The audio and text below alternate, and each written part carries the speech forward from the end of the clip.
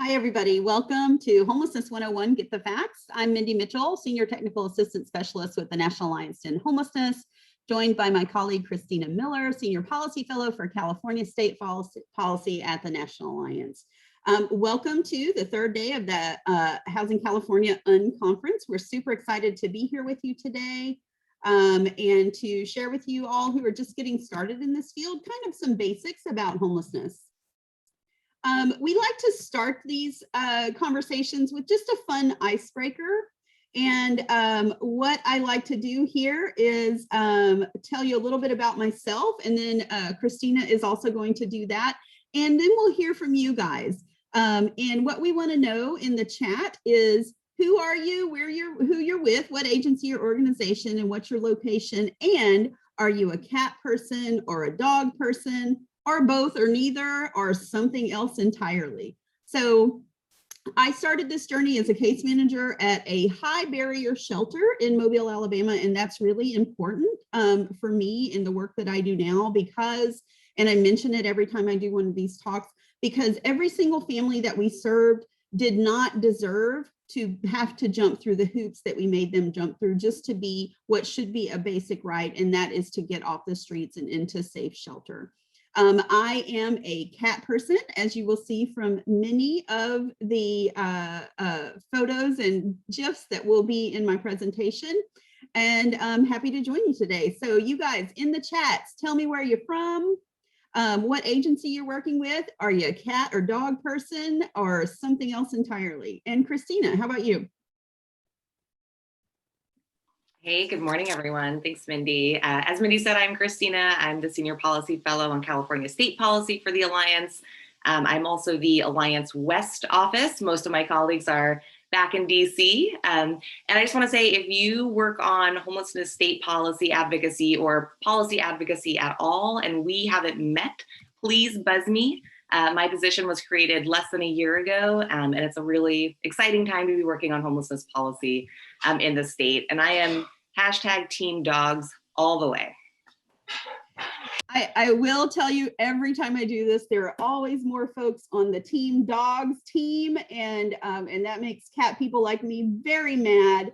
I'm looking through the chat, and yeah, Team Dogs, you guys are definitely beating us out. Natalie, thank you for at least being dogs and cats and cows.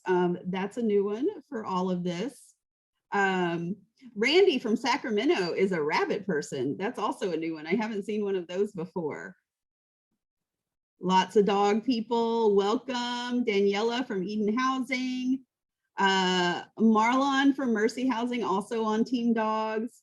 Oh, yay, Maria from the Department of Housing and Community Development. Cat mom, 2 kittens. Lots more Team Dogs. Oh, you got, yes, cats rule, dogs drool. Thank you, Jay. Good to see. Okay, again, yeah, another, oh, HCD, you guys just have all the cat people. That's why you're the best agency for sure. Welcome, Deborah. And Monica, also Team Cats. Team Cats coming from behind, love it. I do, by the way, love all animals. I'm just partial to the cats, and they're partial to me. Oh, hey, Cindy Soto from LA, hamster person. That's the first time I've seen one of those.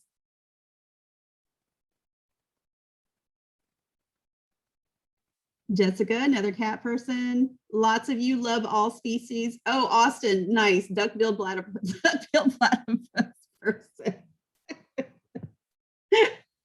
That's also a new one. Okay, thanks so much. It's so great to see all of you here, whether you're Team Dogs, Team Cats, Team None, or all of the above. We're so happy to have you here. And thank you for taking some time out of your day to just learn a little bit more about homelessness. Again, we're going to go over the basics. My colleague Christina is going to kind of monitor the chat and be talking with you guys there while I'm talking. You can enter Q&A. Oh, Francine, I saw you in the Q&A, also a dog person. Welcome. So you guys can enter questions there. I believe Chris from Housing California is going to monitor the Q&A and kind of handle those questions. And Christina will monitor the chat. Welcome to all the other dog persons I see popping in there. So we'll go ahead and get started. So again, this is just going to talk about the basics of homelessness. The assumption here is that you guys are kind of just getting started in the field, or maybe for sometimes people have been in the field for a long time, but just want a refresher. But this is going to be really basic and just kind of walk you through an overview of what homelessness looks like in this country, different populations. And then we're going to talk about like the basics of what to do about homelessness. I think a lot of us think we know what to do, but maybe we're not familiar with the lingo and why does everybody keep talking about a systemic response and what the hell is housing first, all of that kind of stuff we'll cover here. So first of all, what causes homelessness? You guys, we make it way more complicated than it is. It is really a mismatch between how much housing costs and how much people have to pay for housing. That is what it is. This PowerPoint will have a link to the National Low Income Housing Coalition's Out of Reach report. There are only, last time I checked, 4 counties in the entire country that a person making minimum wage can afford fair market rent. So this really is about housing affordability. And I know you guys in California can really appreciate that because you are one of the worst housing crises, affordable housing crises in the country, which is why this is really great that you're having this conference and the great work that you're doing at the state level to change that. So it's basically that. Other things to consider that contribute to homelessness are racial inequity in all of our systems that are quote unquote feeder systems into homelessness. There are built-in historical and structural racial inequities that lead to inequities in homelessness and increased risk for experiencing homelessness. It's also about health and healthcare access. Many of the clients that I worked with when I was a case manager, and this was before the Affordable Care Act, when most folks didn't have health insurance at all it took was one health emergency and all of their finances were wiped out and they had nowhere else to go. Interpersonal violence, domestic violence, trafficking, all of those kinds of constellations can lead folks to have to flee their housing situations. Systems involvement, and again, there's a really big tie-in here with racial inequity. So having experienced child welfare involvement, being involved with the justice system, those all create barriers to housing stability and can lead people to becoming homeless. For young people particularly, but also for adults, family conflict can lead to folks getting kicked out of what was formerly stable housing. But one thing that I want you all to consider in your work moving forward here is that a lot of people experience all of those risk factors and never become homeless. Most poor people, including severely rent burdened people, never become homeless even when they have all those risk factors. So while it's good for us to think about all of those factors when we're shaping services and programs, always bring it back to homelessness is about housing. It is about a mismatch between being able to pay for housing and the housing that's available in your community. So this is just a really quick overview. We're still waiting on updated 2020 data, lots of data lags because of the pandemic. But this will just give you an idea of, at a point in time, the number of people experiencing homelessness. What I like about this is I want you to see the difference between folks who are sheltered and unsheltered. People and families experiencing homelessness are overwhelmingly sheltered. A lot of our communities have done a really good job about ensuring that there's shelter for families. But as you can see, individual adults and young people, especially chronically homeless adults, are much more likely to be unsheltered. And we need to think about that when we're building our systems. So who's experiencing homelessness? There are several population kind of buckets that we should be thinking about when we're designing our systems to address homelessness. The largest group of people experiencing homelessness are what we call individual homeless adults who are not experiencing chronic homelessness, who are not veterans, and who are not young people, so they're age 25 and over. Not coincidentally, this largest group of people experiencing homelessness is also the one with the fewest resources. Usually those kind of dedicated populations like families or young people or veterans have advocacy groups just dedicated to them in their population and are really good about getting resources dedicated to them. This is a group of folks who is predominantly male. And the thing to think about for all of these populations, the solution for them is the solution for everybody, and it is housing. Also be thinking about how to get folks connected to employment. For folks who are re-entering from the justice system, what kind of special supports do they need? And when folks are feeling like they're ready to go into recovery from substance use issues, making sure that those are available. Another really important thing to think about for this population is that it is aging. So some of you, especially folks in California, because LA was part of the study that Dennis Culhane did about the demographic bubble of people experiencing homelessness, is that they are getting older. Another thing to think about when you're thinking about aging, this goes with the healthcare conversation around homelessness, is that homelessness is really hard on people's bodies. So folks who have been homeless for a long time, even though chronologically they may be 50, their bodies look very much like folks who are elderly and in their 70s because homelessness is so hard. This is another reason why it's really important to get folks into housing. Another group that's really important to think about with homelessness is people who are experiencing chronic homelessness. This is a really simple definition here, kind of two big issues that you have to think about with chronic homelessness. First of all is the presence of a disability. These are folks who are also living unsheltered or in emergency shelter, and it's the chronicity part. They've been homeless for more than a year. And as you all know from your communities, there are people who have been homeless for decades in some communities, or they've had multiple experiences of homelessness in the past 3 years that total up to a year. Another thing to think about here, and I think this is important for a housing conference, is that this is actually a really small group of folks, but they have really high levels of vulnerability, and that's usually because of the disability and other co-occurring disorders that go with those disabilities. There's a really high public cost if we're not getting these folks into housing. Another group that we like to talk about, and I think this is a really important one because it gives us a lesson, is veterans. What the response to veterans homelessness has showed us is that this is possible. It is possible to end homelessness. 82 communities, last I checked, around the country, and 3 whole states have ended homelessness. And something to remember, folks in California, is that you actually have a community in California, Riverside, shout out to Riverside, folks want to put in the chat if they're from Riverside, that has ended veterans homelessness. So we even know this is possible in California. With you guys being ground zero with the housing affordability crisis, this is still possible. And that's what the response to veterans homelessness shows us. Again, this is a cohort that is predominantly male, very few families with children, and they are aging. And there's still a group of folks that are Vietnam era veterans that have especially high levels of vulnerability. What veterans homelessness shows us is that we know the formula to success.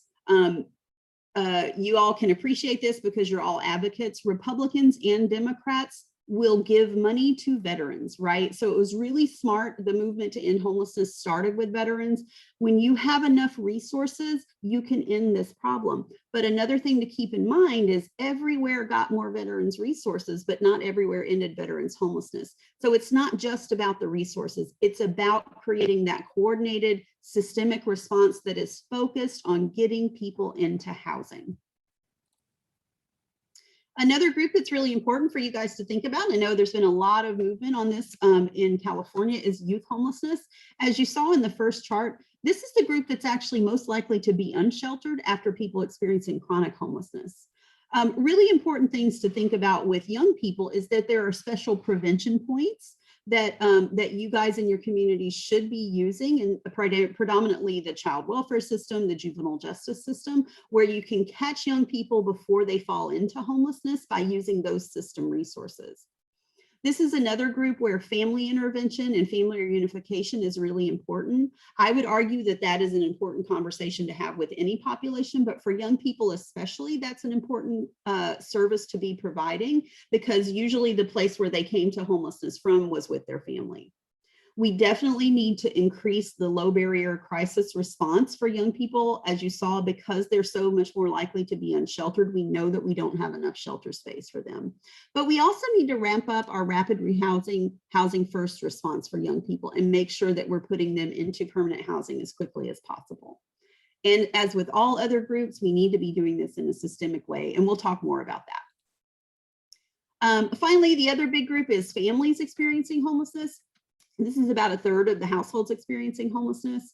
Almost half of people in families experiencing homelessness are children under 5. And when I first started doing this work, it was mind-boggling to me that we as a society would let children be outside, right? Like this was my big moral motivator for getting into this work, is that this is not okay. And we know, again, from our response to veterans, that we can do something about this. Families, thankfully, are most likely to be unsheltered. They also have the most dedicated resources. And they're making good progress on families, though it's uneven across states. And when you guys get the slides for this, you'll be able to click on one of the reports that we did with the National Governors Association to kind of show you the different resources that are allocated to families. The image that I've captured here is what it looks like nationally. So you can see that over the course of this is the last data, the good data that we had before the pandemic was 2019. The number of people experiencing homelessness on the point in time has gone down in families.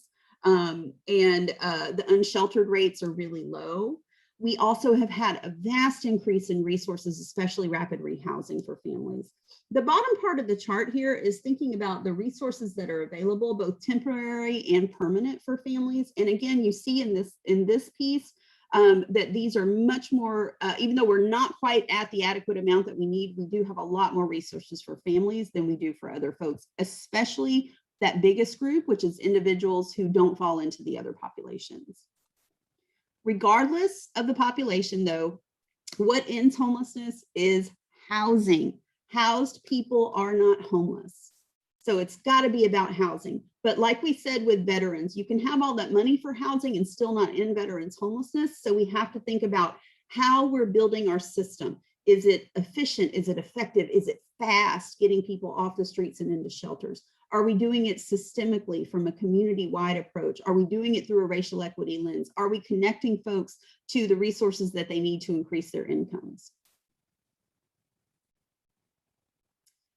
Again, just the basics here. We have from Homelessness Funding, we have major interventions that we use. Some of them fall into the bucket of temporary interventions, some into permanent housing interventions. Of course, everyone knows emergency shelter. Most folks who have a shelter stay there less than a month and actually don't return to homelessness. This is another thing that we don't think about when we think about homelessness, especially those of us who are kind of on the front line. We tend to remember the folks who stay a long time, who are the most difficult and experiencing the most barriers. But most folks that become homeless, actually, it's a short-term, one-time experience, and they kind of get on with their lives. With or without our help, a lot of folks just self-resolve. Another temporary intervention is transitional housing. This is where it can go up to 2 years, but it's often not low barrier. Generally speaking, much more expensive than something like rapid rehousing, which provides permanent housing because someone has their own lease. The rental assistance is not permanent, it's short to immediate term, and it provides housing identification services, landlord engagement, and case management to help folks stabilize in that housing after the rental assistance ends. And finally, of course, I think a lot of you are probably familiar with permanent supportive housing, PSH.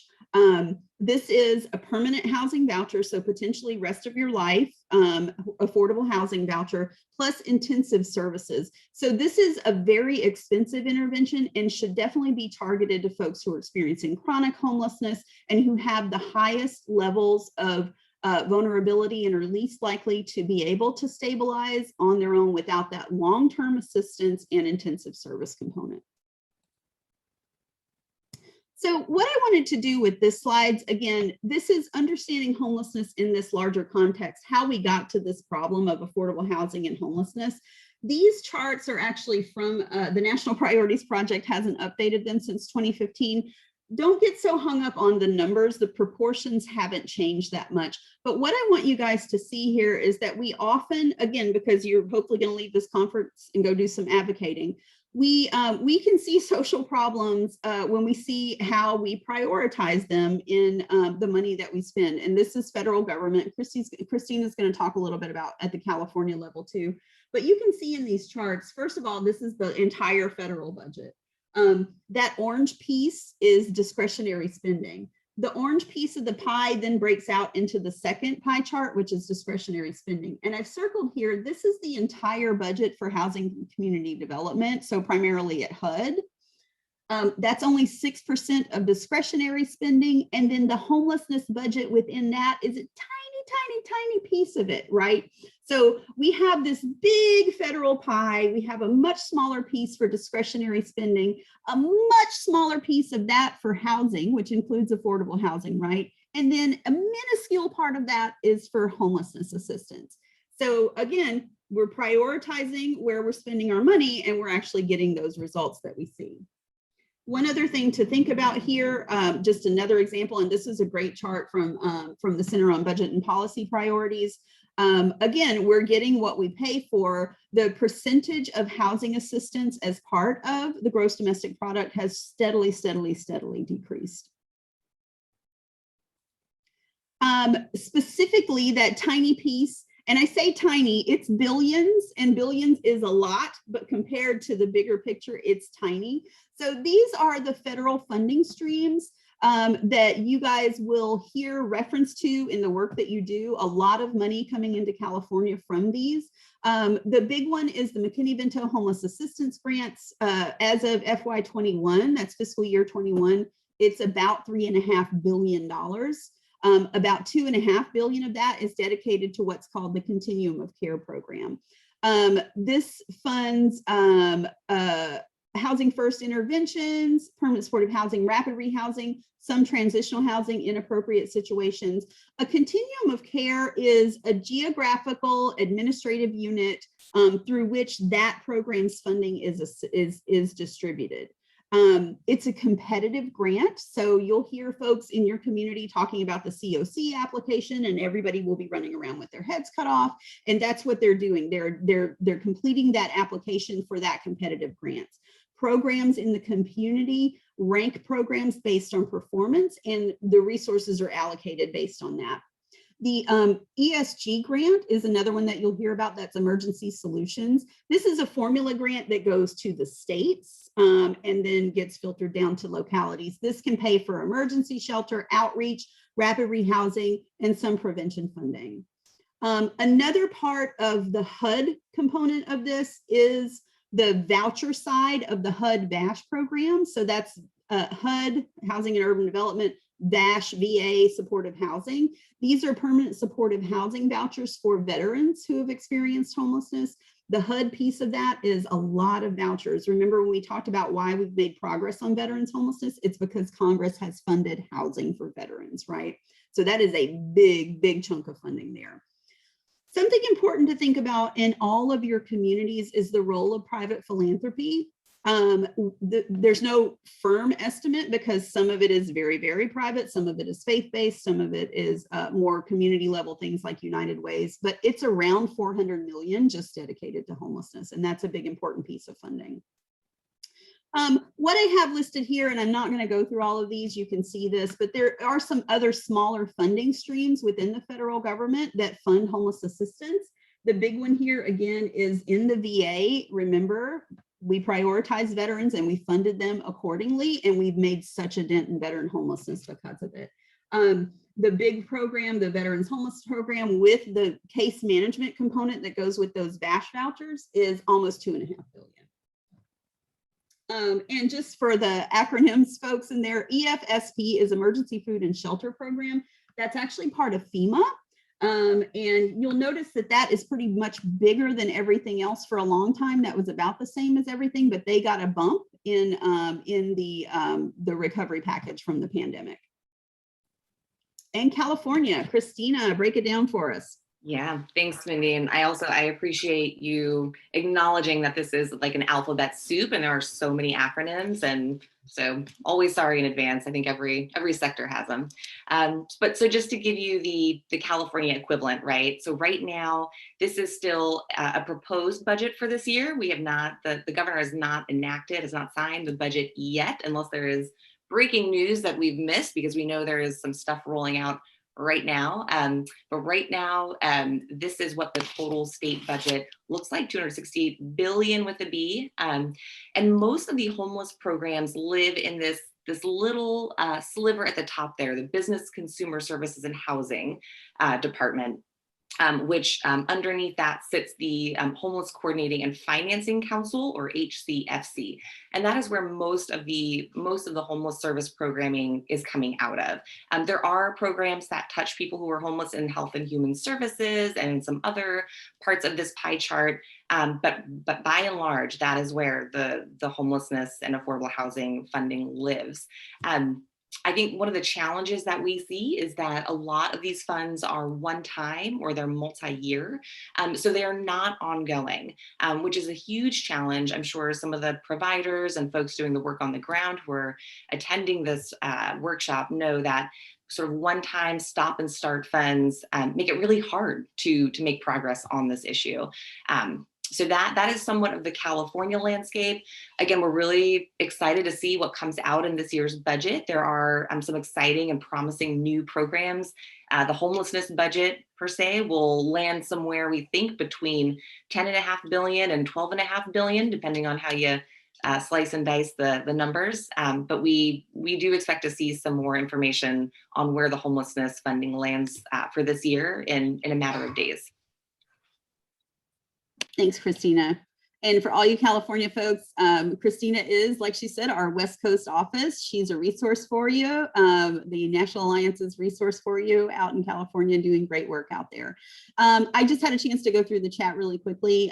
Thanks, Cindy, for bringing up LGBTQ homelessness.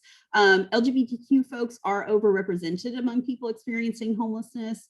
And it's we'll talk a little bit about this later on. It's important in all our homelessness programs that programs are following the equal access rule, and we'll talk about that a little later in the crisis session. Thanks, Maria. Yeah, everyone has acronyms. It's inevitable. I do have an acronym list of federal acronyms that I've used for our conference, and I'll be sharing with that with you guys as well. So we'll go ahead and move on. Again, that's kind of the landscape. And now I'm going to talk about something that anytime you step into the homelessness space, this is where people get really hung up and there's a lot of misinformation. So I'm going to spend a little bit of time talking about HUD's definition of homelessness. People get mad. So first of all, I like to start this conversation with talking about why there are different definitions of homelessness. So as someone who was trained as an attorney, I can tell you that all laws have a definition section. And this is to let judges know who are interpreting the law what the legislature means by a word that they're using in a law. It's also to let agencies know how to implement the laws that the legislature created. So within the McKinney-Vento Act, which we talked about Mckinney-Vento funding for the HUD homeless assistance programs, there are two sections, one dedicated to HUD and one dedicated to the Department of Education. And those sections have different definitions of who they mean by homelessness for purposes of these programs.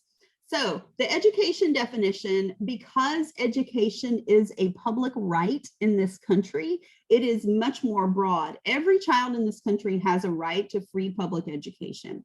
Unfortunately, not necessarily good education, and that's a whole other advocacy issue for us to work on, but every child gets to go to free public school in this country.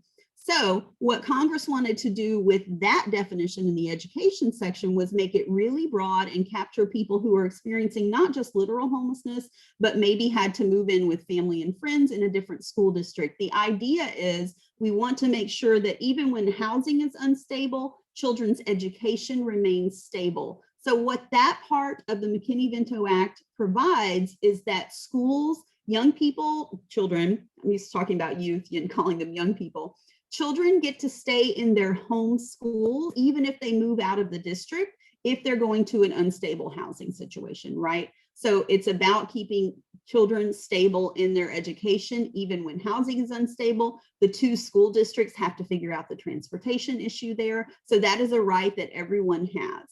Unfortunately, in this country, housing is not a public right. So with the HUD definition, there is a level of triage based on eligibility. So the way to think about it is that it's people who are literally homeless. There are different categories of eligibility.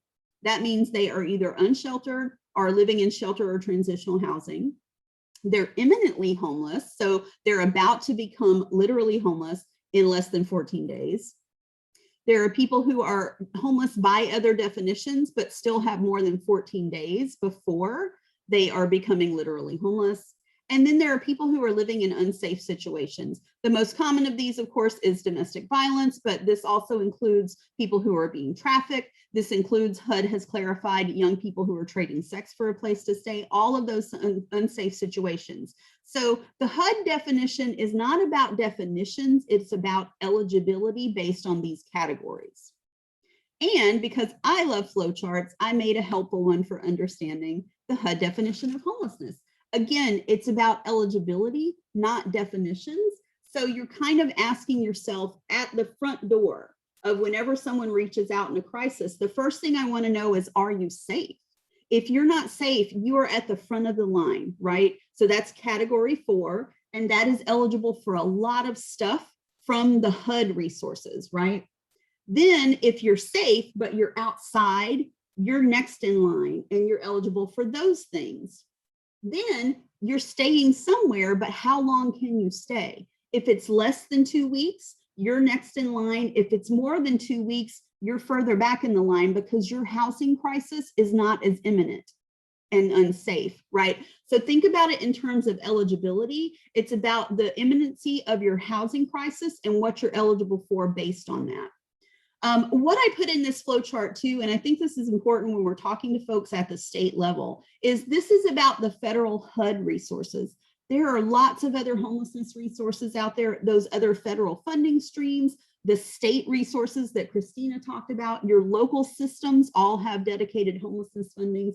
And then we also have housing, mainstream housing resources and social services that people are eligible for. So instead of getting hung up on a definition of homelessness, we're talking about what are you eligible for? You're eligible for this stuff from the federal HUD programs, but man, you're eligible for this stuff for our state child welfare program, right? Like there's lots of different resources that are out there, and we need to make sure that we're asking these questions and connecting folks to all of those resources.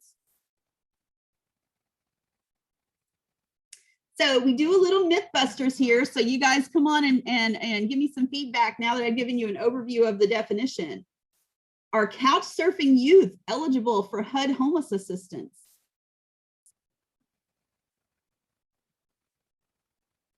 Post it in the chat. Talmadge, yes, absolutely. They are eligible for HUD homeless assistance because they're in category 2. Let me go back. So you can see category 2 here. Most youth who are couch surfing can stay for less than 2 weeks. So they're in category 2. Are people exchanging sex for a place to stay or living with traffickers eligible for HUD homeless assistance?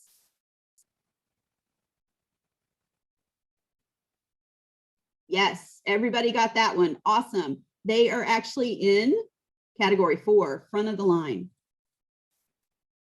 And finally, how do these different definitions relate to point in time counts? This is a trick question because I didn't talk about it. So this is also where people get really confused about the definition of homelessness.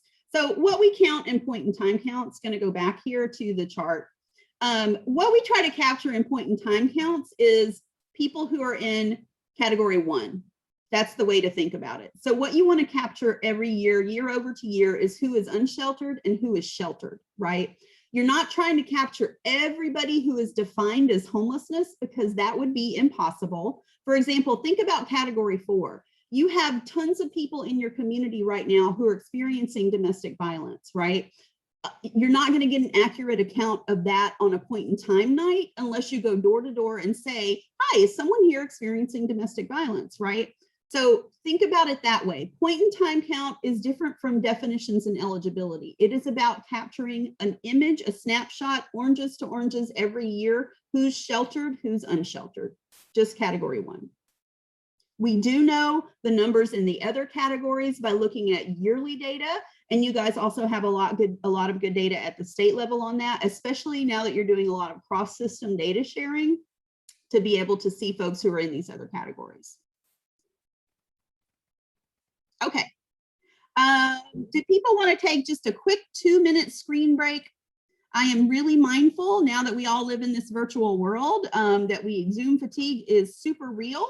So I want to give you all just a quick screen break. It's 1:37 Eastern time here. So let's come back at 1:39. And make sure to stretch during your Yes, stretch, breathe, go pet your cats or your dogs, all you dog people.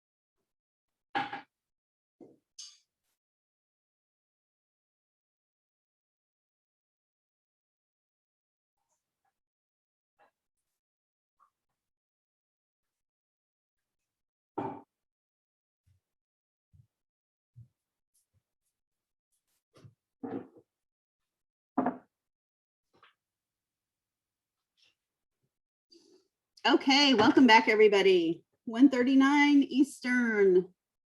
That's 10:39 on West Coast, right, Christina?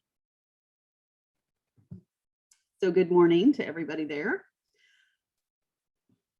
Welcome back, welcome back. Yep, slides have been posted in the conference app. You guys can access those there.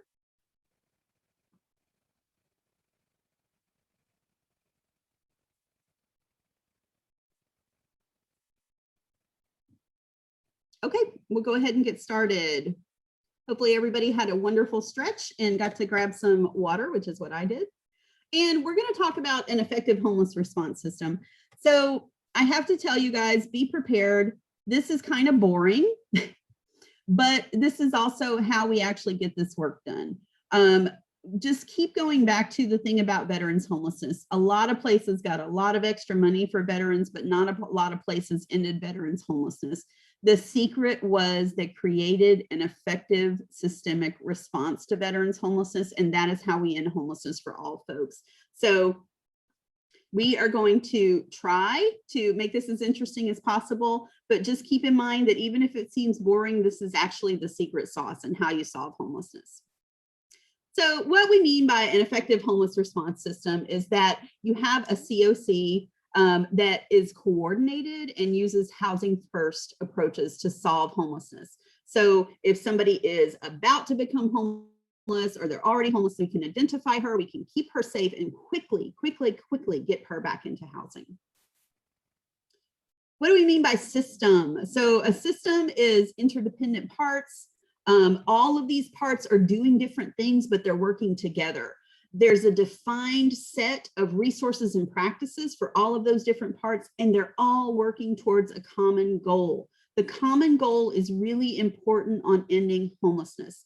The goal of an effective homeless response system is that all of those pieces of the puzzle align towards preventing and ending homelessness for people as quickly as possible. And shout out there to dog people, that's the puppy bowl. Goal. So when we're using an effective systemic approach, we're aligning those programs and resources across the entire community. We're coordinating, we're looking towards that common goal. So one of the ways that I think about it is before we started doing things in this approach, we were kind of like a clock store where every individual program was its own little clock. Everything's set to different times. Alarms are going off at different times. Some are running fast, some are running slow, and nothing was getting done on actually moving the needle on homelessness. So what we want to be instead of being a lot of individual clocks in a clock store, we all want to be gears within a single clock, and the time is set to ending homelessness in our community. So every program is working towards that goal. The reason why we do it this way is that early approaches to homelessness really had that kind of siloed approach. And thank you, Randy, for posting in the chat the problem with silos. Every individual program was just working to kind of manage homelessness and to work on addressing the homelessness of the individual person right in front of them. These programs weren't coordinated with each other. They were just trying to meet the needs of the person that was right at their front door and lucky enough to get in because they often had high barriers to entry. This did nothing to move the needle on homelessness. So instead, we want to use that systemic approach. The goal, again, is ending homelessness. Everybody is working towards that goal. When we do it this way, that's how we move the needle and significantly reduce the number of folks experiencing homelessness. It improves the performance outcomes at the community level instead of looking just at programs. And it uses that funding more efficiently. I know the numbers are big, that $3.5 billion, but remember, that is just a tiny piece of the puzzle, and we still don't have enough money for everybody experiencing homelessness. So we have to make sure that the money that we do have is being used efficiently. That improves system flow, and we'll talk about system flow in just a little bit. So the reason why, again, we're doing systemic approach is that when you do it this way, we have seen it time and again across communities, not only those that have ended veterans homelessness, but there are communities around the country that have ended chronic homelessness. There are communities who have reduced their family homelessness numbers by well over 50%. So we know that this works when you do this intense coordinated focus on getting people housed, right? Housing first approach, we'll talk about that in a little bit. This is about housing, housing, housing. And once people are in housing, then after you get them in housing first, you look on providing the other help that someone has identified that she needs. And then you get the good results of those services at a lower cost. So our end game on homelessness is that people in housing crisis have access to immediate problem-solving assistance, including a safe place to go to shelter if they need it. We want no folks who are unsheltered. We don't want people to be homeless for long times when they do experience a housing crisis. And then we want people who are exiting homelessness not to return to homelessness. So you'll hear this talked about as our goal is homelessness being rare, brief, and one time. So when we build this effective homelessness response system, we're doing some things that get us to those goals. We're reducing the number of people who become homeless with things like prevention and diversion, and having housing-focused problem-solving conversations all along the way. We provide flexible financial assistance where we can in all of those programs. Another thing that we want to do when we're looking at the performance of our community is increasing the number of folks who are exiting to permanent housing from homelessness. We can do that in shelter. Many times shelters don't think of themselves as housers, but like we talked about earlier, most folks who are experiencing homelessness have just a one-time stay in shelter and never become homeless again. Most folks who are experiencing homelessness and in shelter are never going to get those permanent housing resources because there aren't enough of them. So shelters themselves can help people get back into housing. Of course, then there are those permanent housing solutions like rapid rehousing and PSH, and mainstream housing vouchers. And there are a lot more of those coming down the pike that communities should be using as well for people experiencing homelessness. Another performance outcome in a highly functioning system is that you're decreasing the average length of time that people experience homelessness. And we're doing that by, in all of these programs, making sure that we're focused on housing, getting people into housing as quickly as possible. And then decreasing returns to homelessness. This is where case management is so important. When you're getting people into housing and then providing case management, making sure that you're getting folks connected to all of the mainstream resources that are available to them to make sure that they're able to afford that housing when assistance ends. Getting them connected to benefits like Social Security, Medicaid, food stamps. And of course, as people have talked about over and over again, that crucial connection between housing and healthcare and homelessness. So making sure that folks have access to healthcare that they need. And nobody was a bird person. I guess the duck-billed platypus is not a bird, kind of a bird. But this is what a good system flow is. You have an efficient, coordinated process. You're moving people into homelessness as quickly as possible.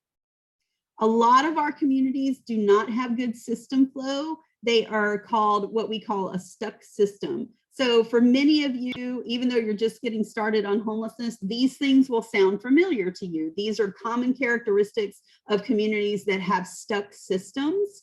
I think for all of you, if you want to put in the chat, you can, but this is what we see in a lot of communities. So next up, we're going to have a little video presentation about what system flow looks like to kind of give you a visual about that. And again, this stuff is so important. If we're not doing it this way, we're not actually going to move the needle on homelessness. So how we allocate our homelessness resources as a community has very real consequences for people who are homeless, especially those who are unsheltered. Depending on the choices we make, our homelessness system can have good system flow, or it can be stuck, as this simulation will demonstrate. Here we have a very simple representation of a system that doesn't have optimal system flow. It is stuck. On the left are people who are homeless and living on the street or in some type of unsheltered location. In the middle are people who are in shelter beds, and on the right are permanent housing resources. The animation shows that new people are becoming homeless. People are moving from streets to shelter as well as to housing, and people are moving from shelter into housing when there are open spots. And some people do go back into homelessness, though that isn't shown in this simulation. On the bottom, you can see that the number of people experiencing homelessness went up because the inflow of people becoming homeless is higher than the number of people that are getting housed. That is, people are becoming homeless at a faster rate than the system can house people. The people with the sad faces represent long stayers, people who are stuck in shelter for long periods of time because they don't have a way of getting out to housing. This system is stuck. When you have a lot of homeless people in the community, it's common to think that adding more shelter will help the problem. But as you can see here, the number of homeless people still increases. Why? Because if you don't increase housing capacity, people who are in shelter still have no way to exit out of homelessness. Now, rather than increasing shelter beds, this community has chosen to increase the rapid rehousing capacity of its homelessness system. This allows there to be more people flowing through the system into housing. And because rapid rehousing is a short to medium term intervention, most of these units will open up every 6 to 12 months so new people can get that housing assistance. This creates good system flow. People are no longer getting stuck in homelessness for long periods of time. And finally, for optimal system flow, communities can add carefully targeted diversion and rapid exit resources at the front door of the crisis response system. Again, these numbers are not exact, but this simple animation is intended to provide a visual simulation of how community-level decisions about the allocation of homelessness resources toward permanent rather than crisis housing solutions can improve system flow and make substantial reductions in the number of people experiencing homelessness, which should be the ultimate goal in all of our communities.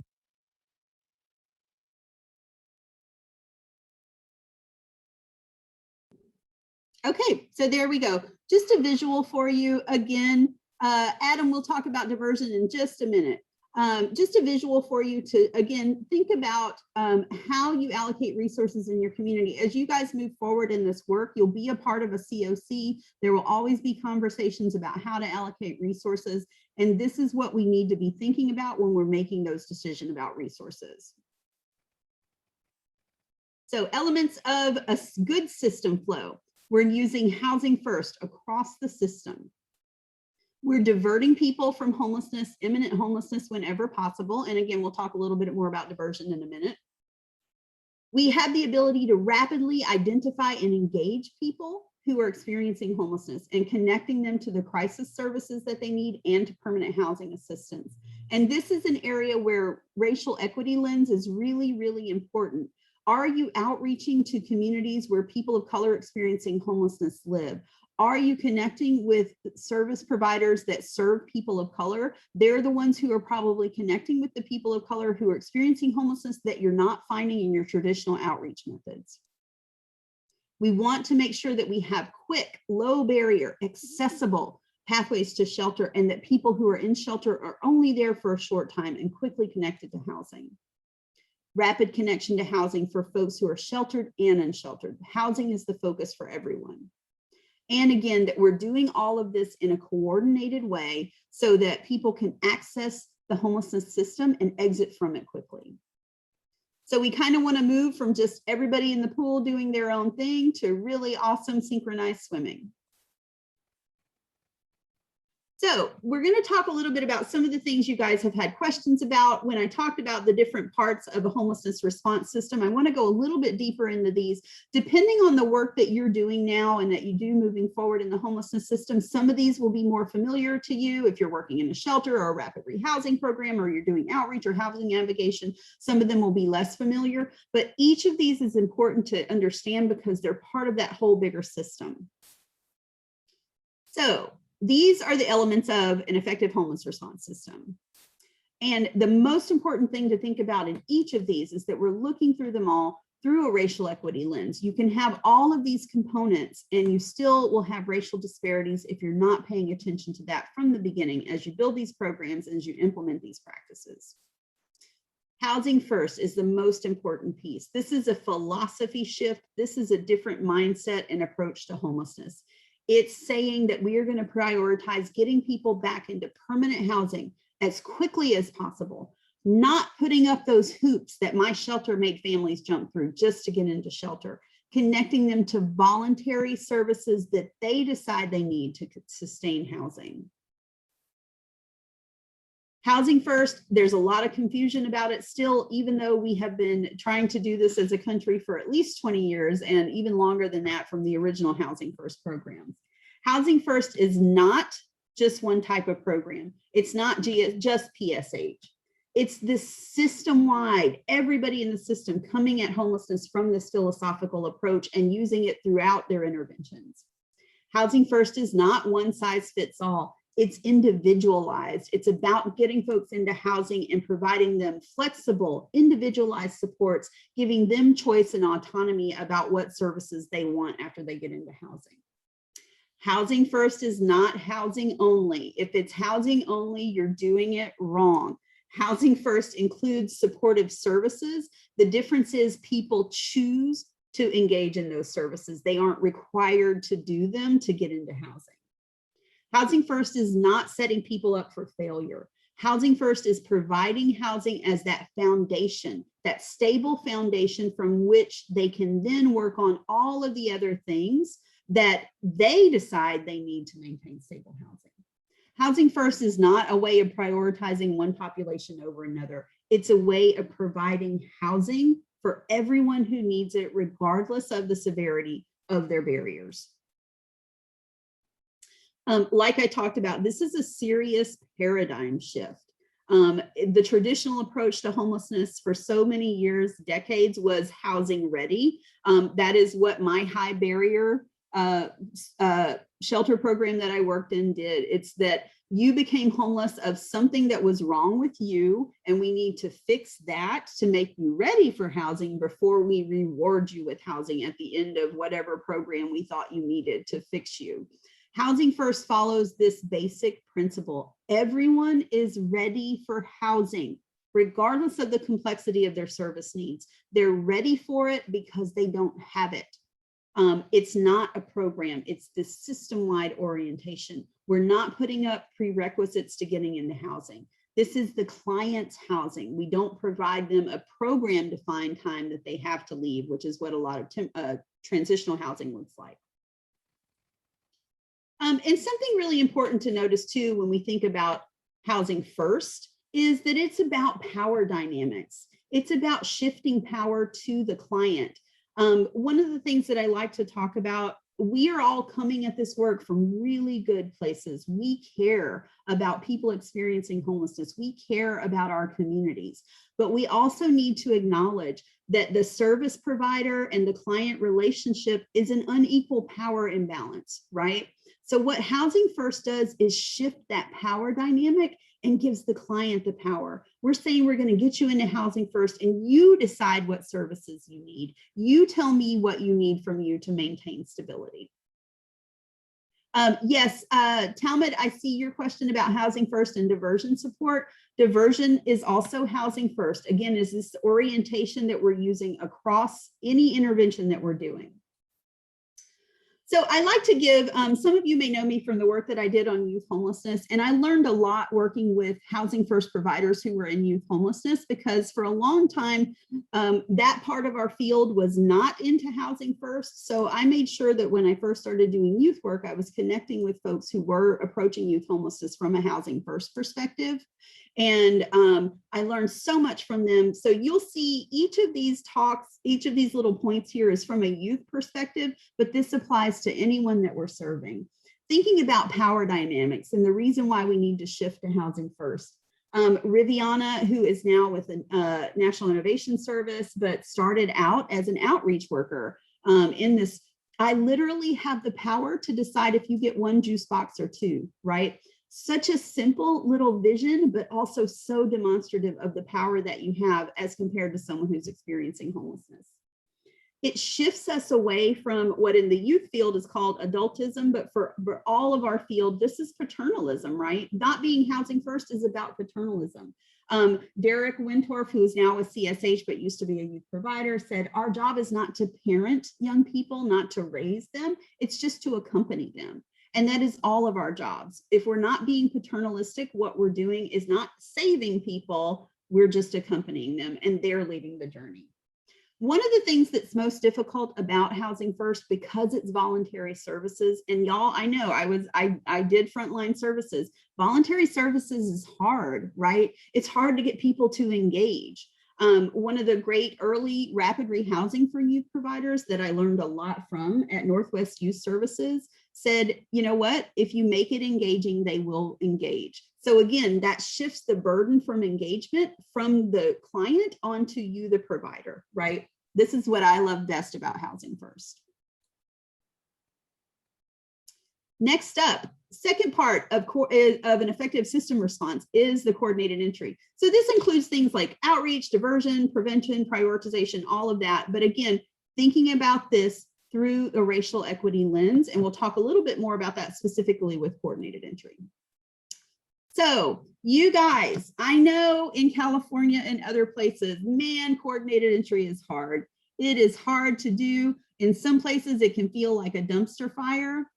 But we need to go back to why we want to do this in the first place. Let's all just step back and think about that. Why do coordinated entry? One of the things that I learned a long time ago was to kind of think about it like this. Imagine you lived in a city with a bus system that actually wasn't a system. What if all the buses were just kind of the bus driver decided his own schedule and he might show up at a stop, he might not show up at a stop, he might go to the place where you need to go, he might not go to the place where you need to go. Imagine trying to navigate that if you're someone who is going for a job interview and needs to catch the bus there, right? So what we wanted to do with coordinated entry is make sure that we build that system out so that people experiencing homelessness can navigate it wherever they show up in the homelessness system. They're assured of getting the same equitable, fair response to homelessness. And it's not a matter of just how lucky you are, to end up at a program that you're lucky enough to get into.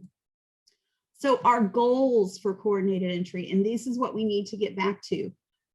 We want the process to be streamlined. We want it to be transparent. We want folks to be able to access crisis resources, which is diversion and shelter and permanent housing, fairly and equally, so that there's less chance of bias in there, but also less chance of the folks, this is what happened before, the folks who had the greatest barriers to stability. And by the way, there's a racial disparity in that group, right? So there was a disparate outcome from this.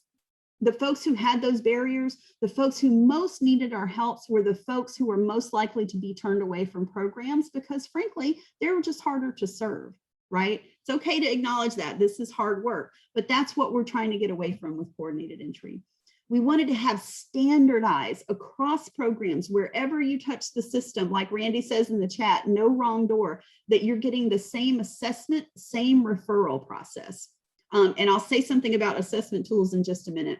This coordinated system also allows us to kind of prioritize and allocate those resources more efficiently and effectively. So think back to that eligibility flow chart, right? So we're thinking about who should get what resources, who can get by with less resources, doing all of that in a way that's transparent and open to everybody.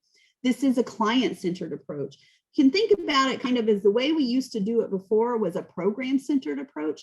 This one is about the client and the community as a whole, so that we're getting more people quickly matched into their own housing.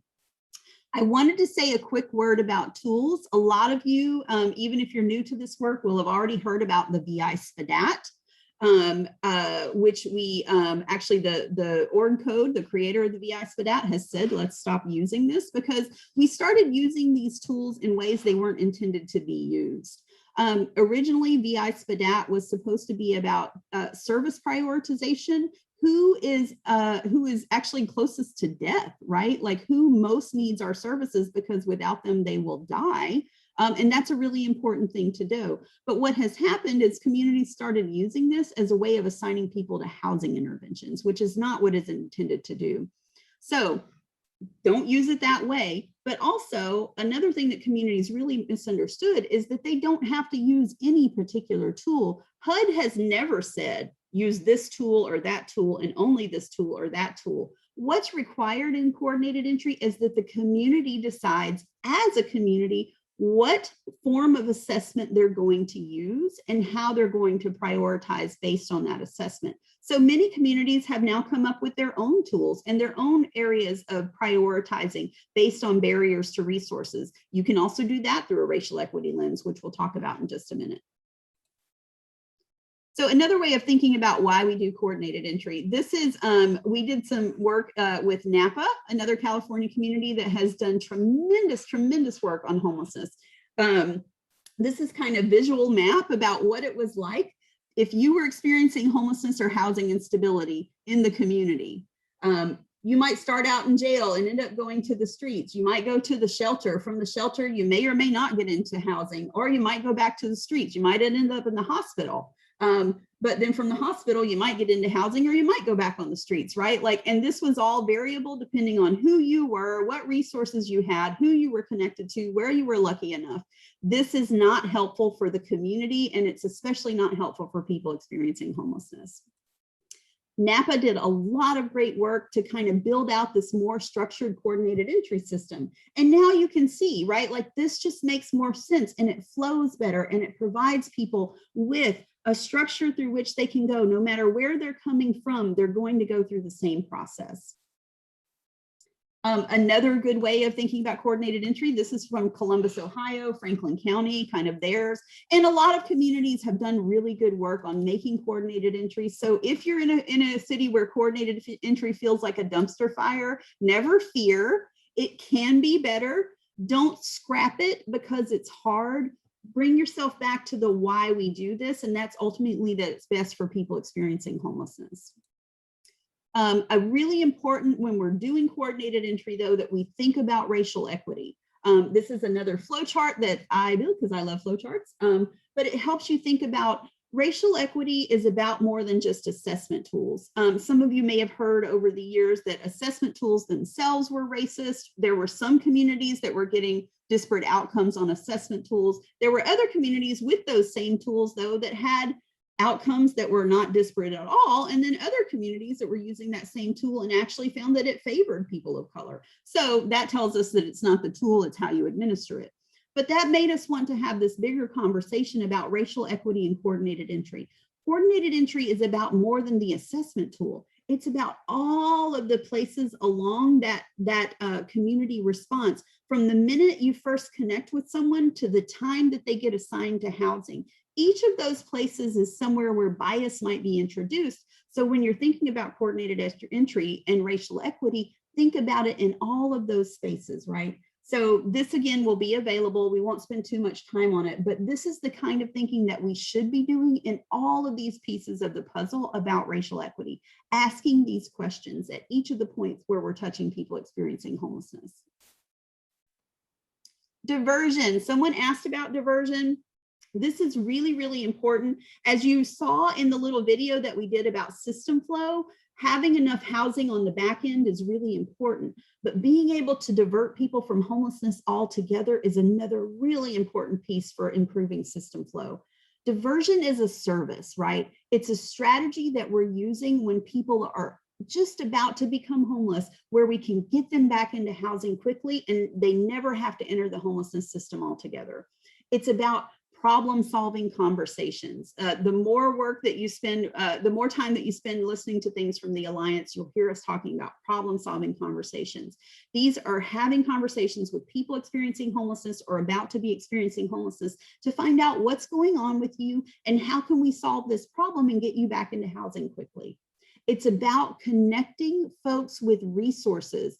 And they are probably not going to be resources that are coming from the homelessness system because we don't have enough resources in the homelessness system. So thinking about what's going on with your community, what resources can we connect you to?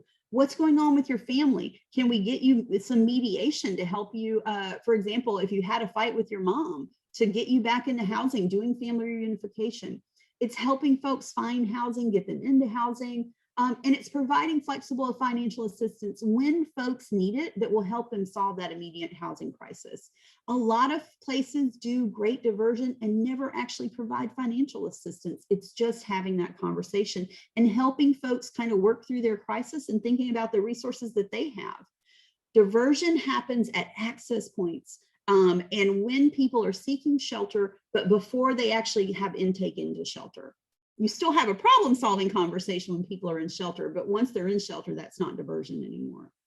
Diversion should be happening with everyone. We should not be going into any person experiencing homelessness assuming that we know what they need and that what they need is PSH, right?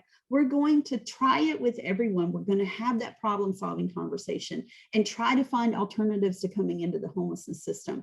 However, diversion is not a denial of shelter.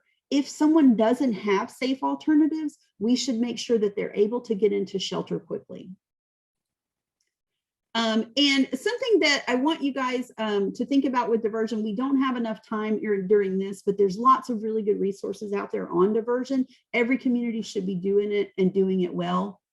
Randy, diversion sometimes means forced treatment. If it's forcing treatment, it is not housing first, and that is not good diversion. So someone asked a question about diversion and housing first, and that's a really good example of what is not housing first. If any of these interventions, if you're doing interventions and making people do things to get this resource, that is not housing first, and you should not be doing it. Diversion involves a community-wide buy-in. We call these the 4 C's of diversion. It's everybody in the community has to be doing it because diversion resources are all of those community resources. I want to give you guys, this is an oversimplification of an example of it, but it gives you, it tells you the point. So let's say I'm living with my cousin. I don't have a job and I haven't been paying for food and she's getting really frustrated and we have a blow up and she tells me I have to leave. The problem is she needs help paying for food. So I end up seeking shelter and I have a diversion conversation and turns out, hey, I'm not getting food stamps. I should get registered for food stamps. And then I get some mediation and talk to my cousin and say, oh, okay, now I can help with food, right? And my cousin is like, I actually really like having you here. You help me babysit. I just need help with food. That's a kind of an oversimplification, but that's the kind of things that you can do and should do with diversion, is help people figure out what's going on with this situation. Are there resources available outside the homelessness system that you can be connected to so that you never have to come into the homelessness system? That's that problem-solving conversation and making connections to mainstream resources especially. It's also a continuous practice. Even after someone has been diverted, you're still connecting with them. You're making sure that everything's still okay, making sure that if something does blow up again, that they have the resources that they need to stay in that housing. And another thing to think about, as you guys do have more federal resources, we're not going to talk about the pandemic resources that are coming down, but there are a lot of one-time resources that are coming down, including stuff that has been framed as homelessness prevention. One thing I want to say really quickly about prevention is there are, if you can envision, there's this big bubble of people who are poor, right? There's a smaller bubble inside of that of people who have severely burdened housing, right? And then there's a tiny bubble inside of that that are people who actually become homeless. So there's not, after many decades of research, it is almost impossible to predict, especially at the individual level, who's actually going to become homeless. So actually, eviction prevention is not homelessness prevention. Most folks who get evicted never become homeless. They end up moving in with family and friends. They end up getting another apartment. They don't become homeless. So when we're thinking about how to spend this money and how to have the most impact on homelessness, diversion is what is happening right at the front door. So we know that you are in a crisis right now, and therefore we know that without some kind of intervention, you're likely to come into the homelessness system. So that's where we want to carefully target. Next up in the crisis response system is emergency, crisis housing, crisis services. I think a lot of folks on here do work in crisis response.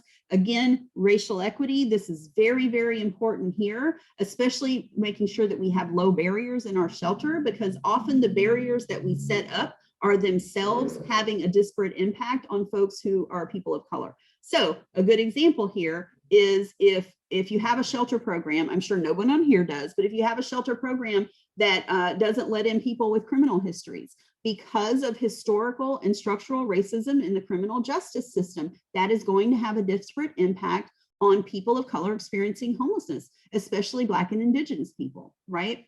So thinking about that in this too, crisis housing, of course, we're talking about shelter. This is about safe, appropriate, immediate, low barrier shelter when folks have no other alternatives. And we want shelter to be a first step and a quick step back into permanent housing.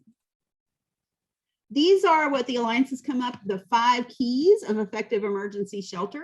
You're doing it again, as with everything, from a housing first approach.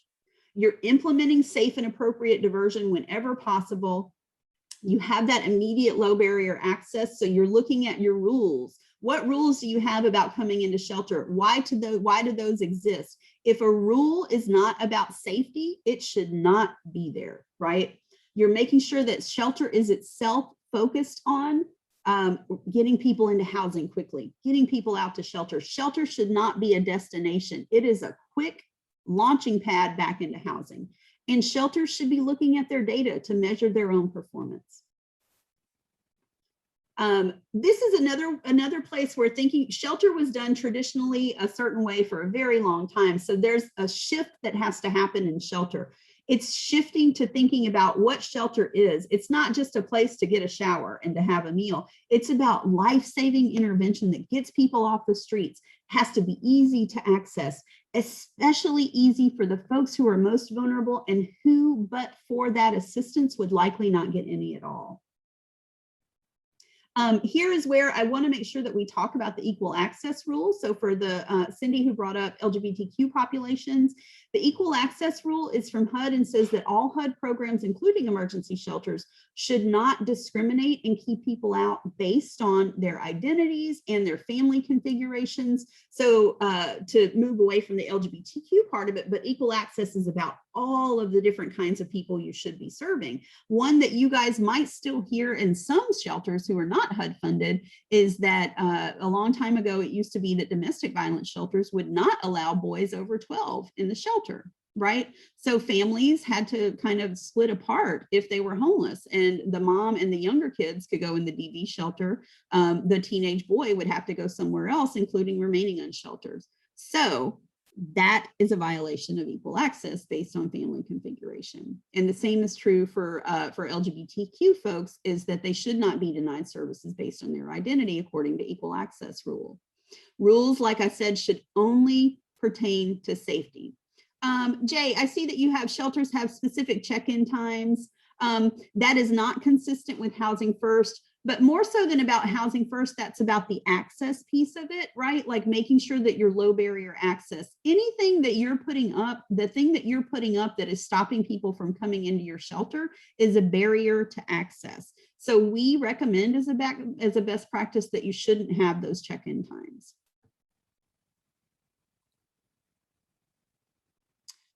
Again, you'll see here that part of what happens with emergency shelter when we're talking about access is that you are able to serve folks with a wide range of characteristics, that there are no barriers to folks coming in. So we just have here a list of what we talked about a little bit, like think about all of the different kinds of people that you serve, right? Making sure that those folks and those characteristics are able to get into your shelter. That's how you ensure that you have access to shelter.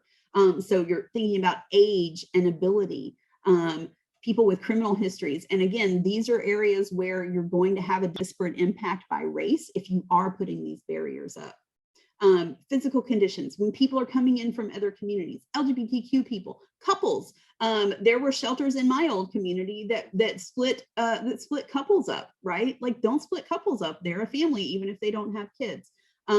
People with substance use issues. So do you have sobriety requirements? All of those things are things that you have to think about when you're thinking about access and who is able to get into and not get into your shelter.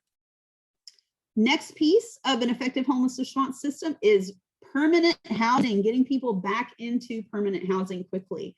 Again, racial equity, really important here. You should be looking at your system, throughout your system. Who are we serving in outreach? Looking at this data, who's getting into shelter by race and ethnicity? Who moves from shelter into permanent housing or from unsheltered into permanent housing by race and ethnicity? Who's leaving housing and becoming homeless again by race and ethnicity, right? Like, all of these are pieces of the puzzle that you need to look at and determine if your system or your program itself is perpetuating racial disparities. We know that the racial disparities coming into homelessness are a result of those historical and structural factors in other systems. And sometimes there are things that we can and can't do about that. We can be bigger advocates in our community for the larger movement for racial equity. But within our homelessness system, the thing that we do have control over, we need to look at the data, need to look at outcomes by race, and determine where we're having a disparate impact and how we can improve that. So, rapid rehousing. Rapid rehousing, a lot of you know this, it's a permanent housing intervention. It's Housing First. It's about providing temporary rental assistance, can go up to 2 years. On average, it's only 3 to 6 months of rental assistance that most folks get. It also provides assistance finding housing, voluntary because it's Housing First, home-based case management. So we're getting folks back into their housing and giving them services there, making sure that we're connecting folks to mainstream resources. So we talk about it this way. There are 3 core components of rapid rehousing. You're helping people find housing with housing identification. You're helping people pay for housing with rental assistance. You're helping people stay in their housing with case management and connection to mainstream resources. Rapid rehousing is part of a really responsive system. Again, not thinking about things as programs and practices, but how are these part of our systemic response to homelessness? It's not just a program, it should be a major piece of our homelessness portfolio along with diversion.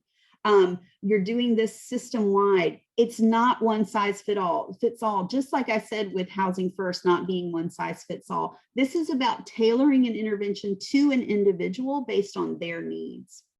We're doing progressive engagement with rapid rehousing, which I'll talk about in a minute. those three core components. Individualized short-term assistance up to 2 years, but usually only 3 to 6 months. And making sure that it's rapid. This is where a lot of communities need to improve. It's how much time it takes to folks get into housing. Permanent supportive housing, which is something I think you guys hear a lot about too here. A lot of developers do permanent supportive housing. This is, like we talked about earlier, it's subsidized housing, should be targeted to folks who are experiencing chronic homelessness with disabling conditions that, but for this assistance, they would probably remain homeless. So they're going to need a potentially rest of your life voucher with intensive services often on site. Because this is an expensive intervention, we want to make sure that we're carefully targeting it to those folks that we know will need it for a long time, so that we're able to maximize the other resources that we have. Progressive engagement comes in here too, and I'll talk about that in a minute. With permanent supportive housing, again, thinking about things from a system perspective is that you're prioritizing chronically homeless folks for this. You want to make sure that it's housing first, that you're screening people in and not out, right? No barriers. And using progressive engagement to ensure access is only going to folks who, but for this intervention, would not be able to achieve housing stability. Really quickly, I'm not going to spend a lot of time on this, but the core components of rapid rehousing here. One of the things that's really important to think about, and I think in a lot of the communities that we work in, for housing identification, a lot of traditionally ways that programs have approached housing assistance, including rapid rehousing, unfortunately, is just to tell clients, you go find a place.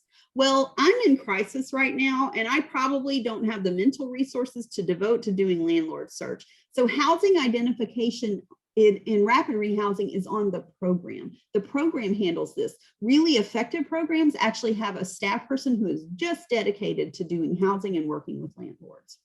So you're recruiting landlords. It's really helpful to have someone doing this job that has a real estate background, right? And knows what landlords want. You're looking at barriers that your clients might have to housing stability or to a landlord not wanting to rent to them, and you're helping to assess those barriers.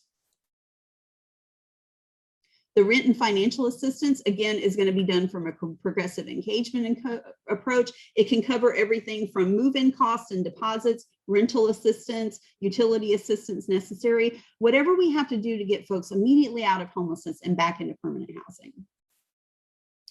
And the progressive engagement approach, this is worth talking about, and it's something that we all should be looking into more. Again, this is a system-wide thing, but in the context of rapid rehousing, we're providing the lightest touch case management and financial assistance necessary, right? For the shortest amount of time necessary until a household has exited homelessness and are not at risk of becoming homeless again, right? So we're just saying, how much is just enough? What's the Goldilocks for you? How much is just enough for you to exit homelessness and achieve stability? This means that we're not going into it at the individual level and saying, oh my God, you scored a umpty million and you need PSH. It's saying, let's try everything starting from light touch and then see at the end of it, oh, you do need PSH, right? So it's that kind of approach. Case management, for those of you who are case managers on the webinar, such an important job. This is where the magic comes in with rapid rehousing. We help people find housing identification happens, financial assistance happens, but how do we make sure that folks are able to maintain that housing after assistance ends? You have to get folks connected to services. Again, this is voluntary. It is housing first approach on services. And you're making sure that even after assistance ends, that folks are connected to things like childcare, education resources, healthcare, which everyone talks about, employment resources, all of those things that they need to be able to afford housing when assistance ends. And just a few more of them, right? Like think about all of the resources in your community that folks can and should be connected to ensure that they have stability. Finally, access to stabilization reports. This one is really quick. This is just, we just talked about it in terms of rapid rehousing case management, but it's important whatever we're doing, diversion all the way up to permanent supportive housing, right? These are all of those things that you think about getting folks connected to when they're experiencing homelessness. And this is how it benefits the system. So we are, I think I actually managed to get this done in some time to have some Q&A, comments, thoughts. Let's hear it in the chat. Christina, what are you seeing in the chat? Thanks, Mindy. And as always, you are a wealth of information. That was an awesome presentation. Lots of people asking in the chat when the slides will be available and when can I get the slides? So it sounds like they're on the app right now, but they'll be posted on the website as soon as the conference is over. So everyone will have access to those. And an earlier question that came up was around people who may not want to engage in services and people who might have severe and persistent mental health issues. What are we doing with that population? And I have some thoughts. I know you have some thoughts. Go ahead. You have ideas and I'll throw some stuff in. I'll do some challenge. So the first thing I'll say is what in our experience, and Mindy has a lot of, service provision experience. I have service provision experience. We've talked to lots of people who have a lot of experience in services. By and large, more people want services, want housing than not. So just starting from like a baseline numbers perspective, most people do want help. They may not want exactly what it is you are offering them, because maybe what you are offering them is not something that fits with what they need or what they're looking for. So I think it's important just to kind of first acknowledge that and explore that. If someone says no, it's not because they are, quote, service resistant and like to be homeless. It has much more to do with what type of services and housing you are offering. And then the second piece of that around mental health is sometimes if people are so ill or their illnesses are so severe, they may not be able to give consent. They may not be able to say yes or no to services because they are very sick. And by and large, the folks who fall in that category, they need some other intervention that the homeless system is not going to necessarily offer, right? That is probably the responsibility of a broader healthcare system that is outside of the homeless rehousing system. These systems should talk to one another, but they are different interventions. Mindy, you want to add to that?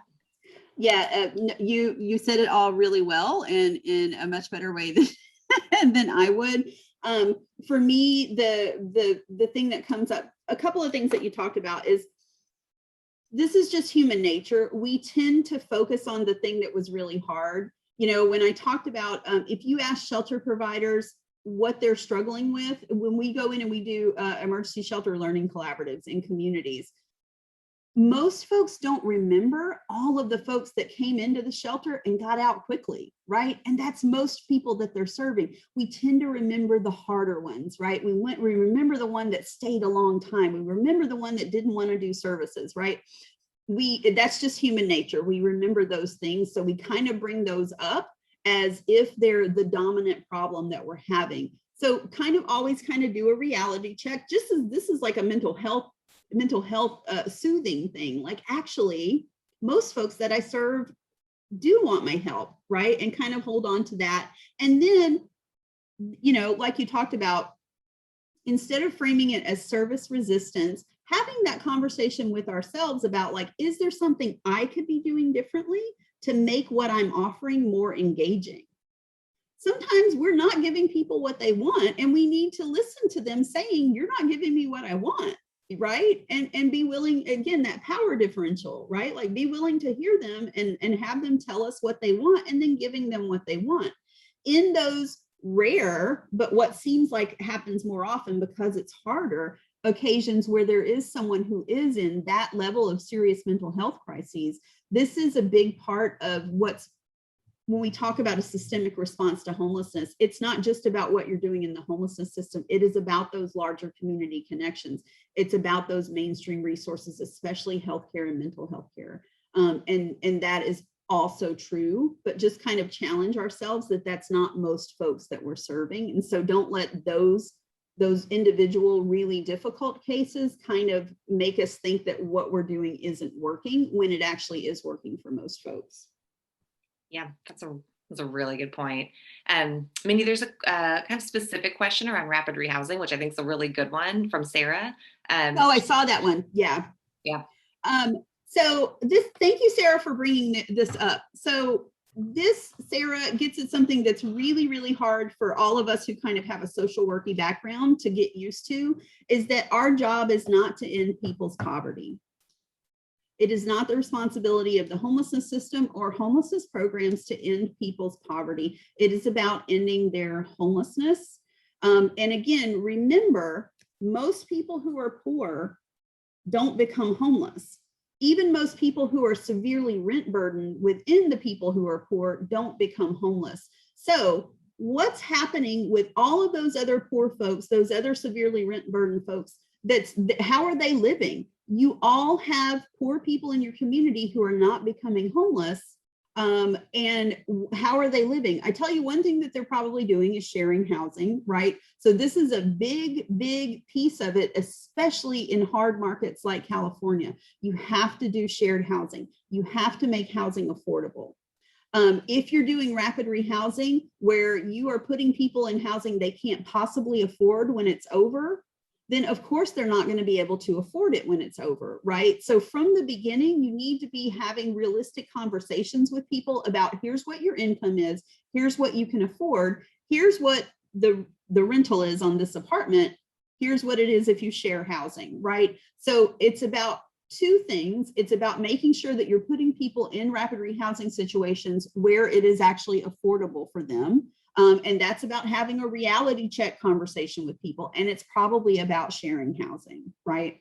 The other thing is, all of us need to think about our jobs as not ending people's poverty. There are other resources out there that we should get people connected to. Social Security, Medicaid, food stamps, all of that stuff, all of those anti-poverty programs, we should make sure people experiencing homelessness are connected to those, but that is not the responsibility of the homelessness system. In fact, it's not fair to put that responsibility on the homelessness system. It lets those other systems off the hook, right? So again, this brings us back to those mainstream connections, getting folks connected, but specifically in the context of rapid rehousing. What are you doing to make housing affordable for people who are in rapid rehousing? And what you should be doing is how other people who are poor are living in housing in their community and never becoming homelessness. Yep, that's a perfect summary. There's a question in the chat to the panelists from Gary. He's saying, so as an architect that works in affordable housing, I get the housing first solution. However, in the Bay Area and in many places, it takes 5 years or more to get a building online. And the temporary shelters being brought online are not keeping pace with the need.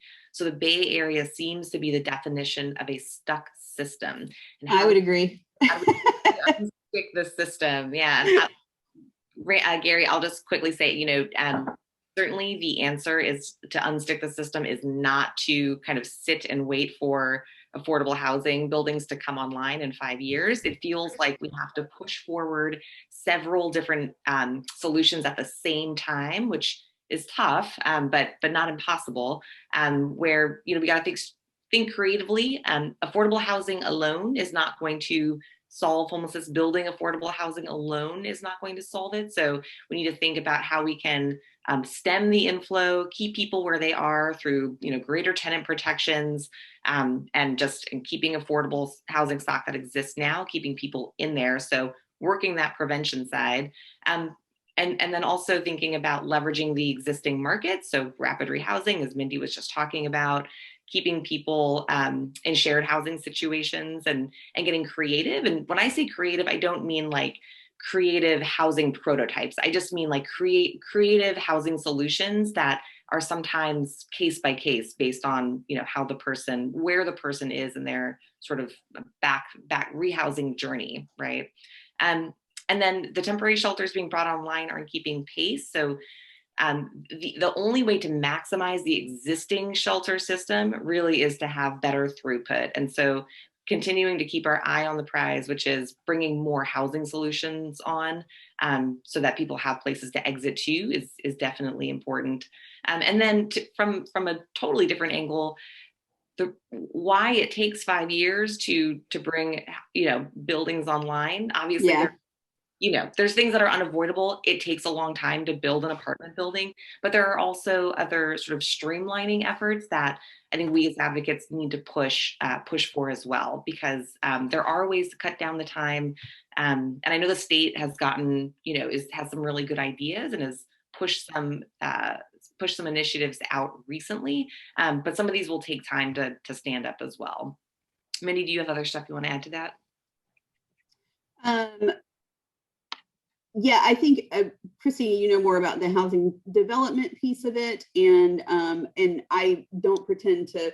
It is, especially in a market like San Francisco, the affordable housing problem is just beyond crisis proportions, right? So that's part of the thing that we talk about in communities that we work in. When we talk about client choice, which is a big component of Housing First, right, is having reality check conversations with the client. Like, here are the real choices available to you. Your choice might be to live in a 4-bedroom apartment where each kid has his own bedroom, but that's not a realistic choice for you, right? Like, here's how much that costs in our market. So these client choice is always happening in kind of the reality check of the real community that you live in. And so I want to put this out there, that sometimes communities just aren't affordable, right? And so sometimes it's about having conversations with clients about, for example, one of my clients had family that lived, the place where I lived wasn't that unaffordable, but like, oh, my aunt in Mississippi actually has a room that she's willing to share with me in trade for helping her take care of the house because she's getting older. So, that client left Mobile, Alabama and went back to Mississippi. So I think some of reality check conversations are also about, like, here's the apartment reality of the place where we live. Here are the ways that you can make it affordable. Here are the ways that there are other options for us. That's not a satisfactory answer to the question, but it just made me think about it. In super, super, super tight markets like San Francisco, is the reality that anybody's going to be able to find an apartment there, right? Without doing some serious shared housing. So having part of that too. Christina, I know California was doing some stuff on ADUs, alternative dwelling units. Do you want to talk a little bit about kind of that and SROs? Like, I think what you were getting to about the development piece of it is we have to come up with ways that don't require us to wait 5 years to get an apartment building built to get people housed. Right. Yeah. And Chris Martin put cited some helpful bills and streamlining measures on the state level that are, reducing the development time, whether it's through by right or by streamlining, AB 2162 and AB 101, which are important, the sort of policy levers we can pull at the state level. And then just, you're right, looking at all the different types of housing. Small infill development like ADUs and leveraging existing buildings like SROs are obviously, important pieces of the solution puzzle. I think everyone knows about HomeKey, right, which brought on 6,000 units of what will ultimately be permanent housing within 5 years, of leveraging empty motels and hotel rooms, which was one of the sort of silver linings of the pandemic, right? That we had all of this existing stock of residential housing that just required, maybe some light rehab, or in some cases more extensive rehab, but that's leveraging the existing, building stock and transforming it into permanent residential housing. So it takes a lot, but it does require pushing forward like 10 different solutions at the same time, and not over focusing on one piece of the solution.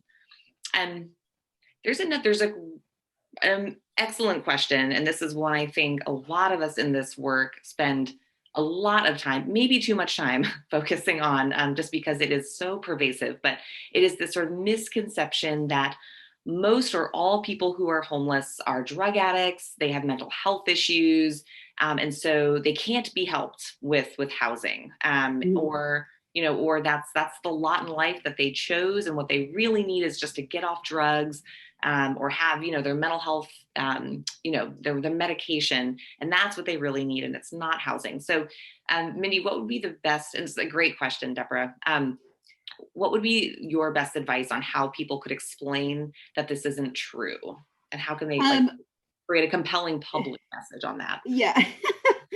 I think part of the difficulty is we just don't like facts much anymore. I mean, the data are really, really clear. Most people experiencing homelessness are not having severe mental health issues, not having drug addiction issues that are leading to their homelessness or keeping them homeless.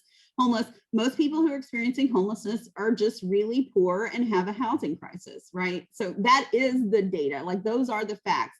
What happens is visible homelessness, right? Like people who are unsheltered. And again, we tend to remember the things that stick out in our minds, and we maybe see the folks who are unsheltered, who have co-occurring disorders, who may be having mental health crises right there on the street in front of us. And we remember that, and we think that's all homeless people, right? And that's not to discount that some places, including the Bay Area, have very large unsheltered populations where there are lots of open air drug use happening, right?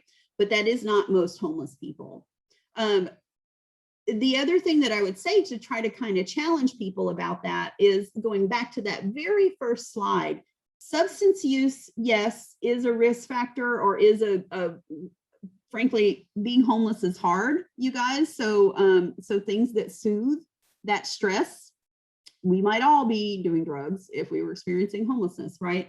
But I know a lot of people in my personal life who use drugs and never become homeless, who have mental health issues and never become homeless. And what's happening there is that they have enough money to be able to afford housing, right? So kind of working it back to it. I think what happens when people focus on homelessness as an issue of drug addiction and mental health is that it stops them from seeing the solution being housing.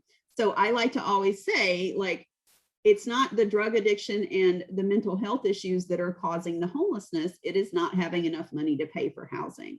Everybody knows people who use drugs. Everybody knows people who have mental health issues. And most of those folks that are not actually homeless, and that's because they can afford housing.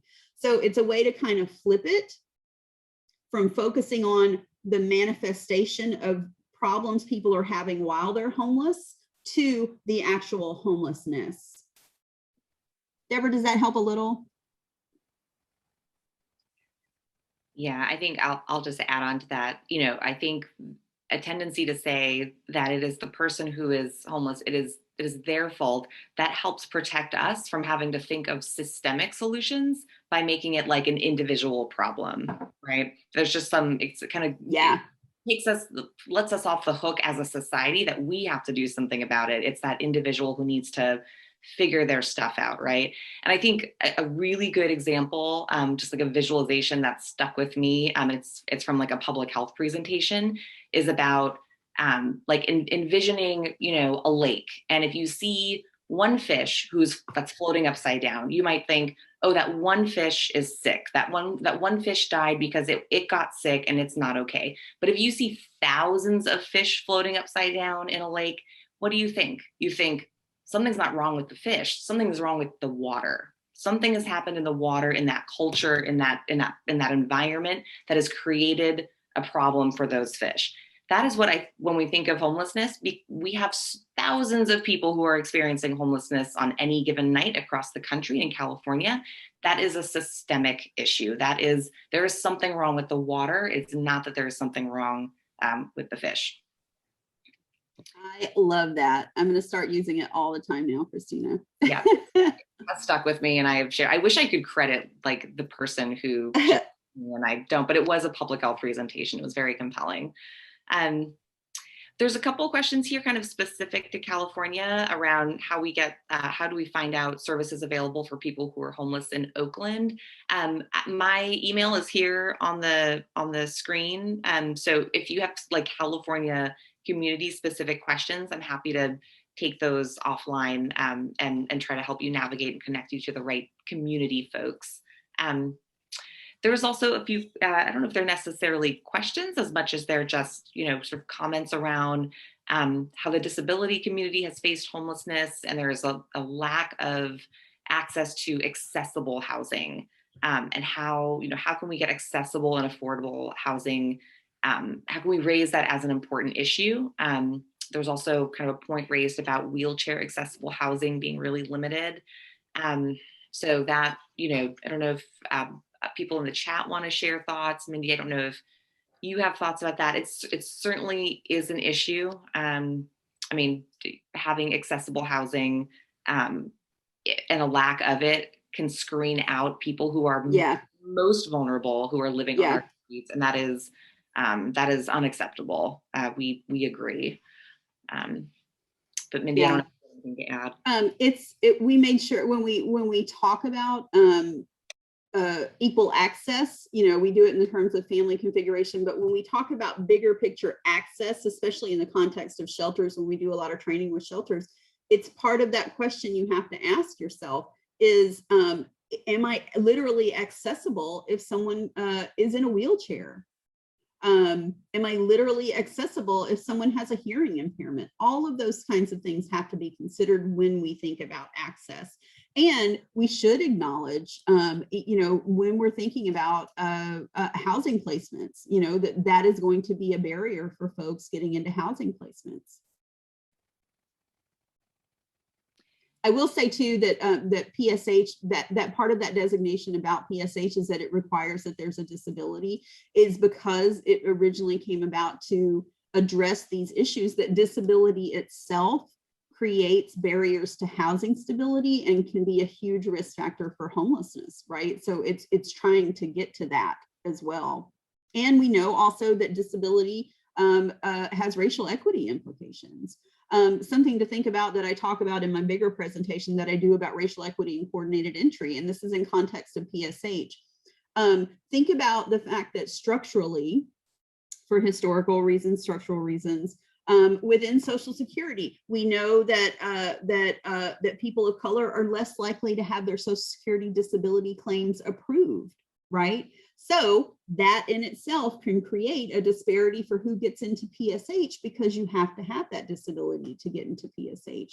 So one community that that we heard about made sure that they kind of like made a special effort when they were working on Social Security and disability designations for their clients of color before they started working on assigning people to PSH, so that they could address that disparity. The same thing is true. Someone asked a question about racial equity and getting into housing.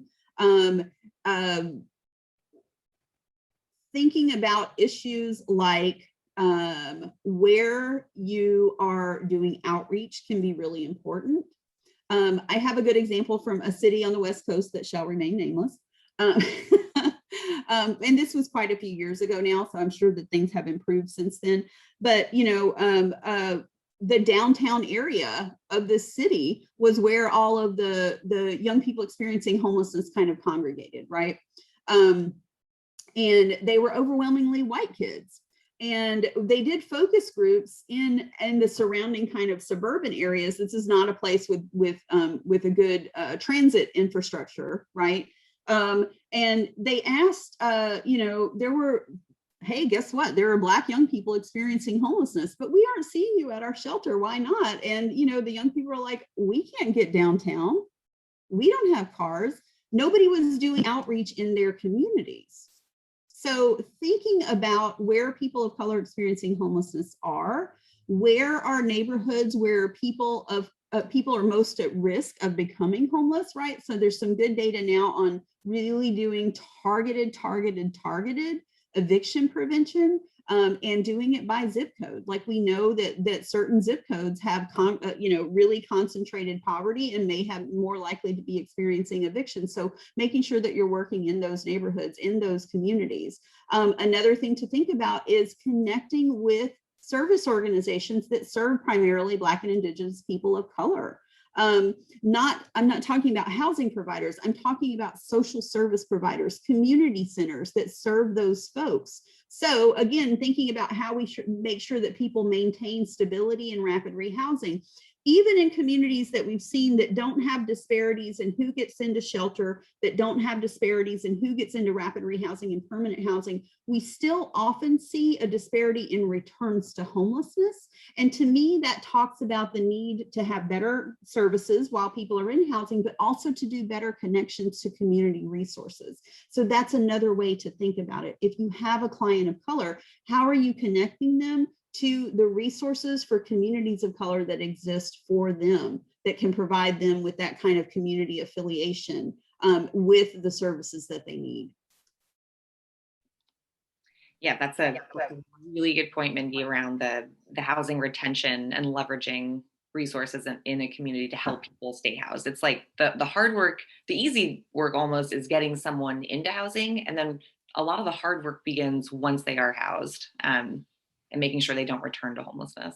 There was another question around just percentages around the number of people who have a mental health issue versus not within the homeless population. And I can give some quick and fast numbers. At least for California, typically about 1/3 of the population identify as having some sort of severe and persistent mental health issue.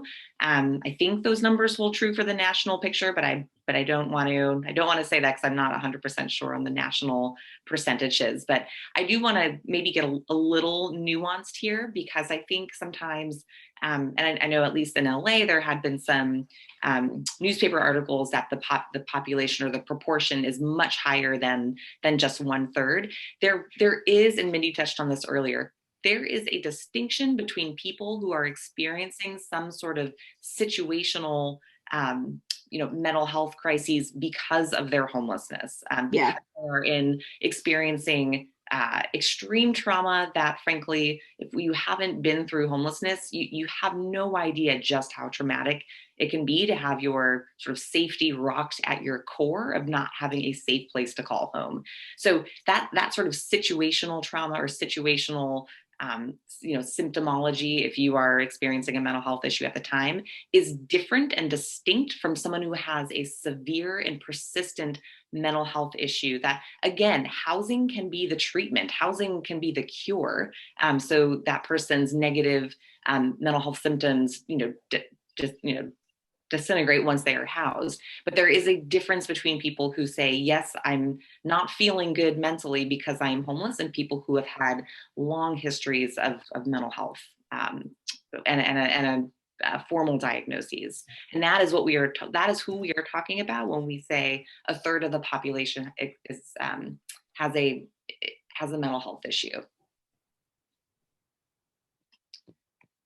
And I would say too, again, this is a lot of these questions or concerns or discrimination, frankly, come up about people who are visibly homeless people. Again, family homelessness is primarily sheltered homelessness, right? And we don't see those same kind of issues, and not that the same kind of conversations about these families that we do about folks who are primarily living unsheltered. So we've got about 5 minutes left. I am sort of combing through questions. I think we got to a lot or most of them.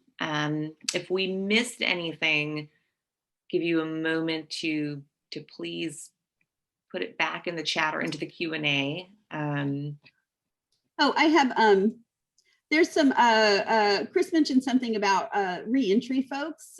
So I do want to talk about that. This is really important as we're thinking about racial equity. And actually, Chris and Christina, you can probably talk more about this, or somebody from LA. There's lots of good stuff happening in California to address this intersection. Again, thinking about feeder systems into homelessness, right? So we know where racial equity is concerned that for historical and structural reasons,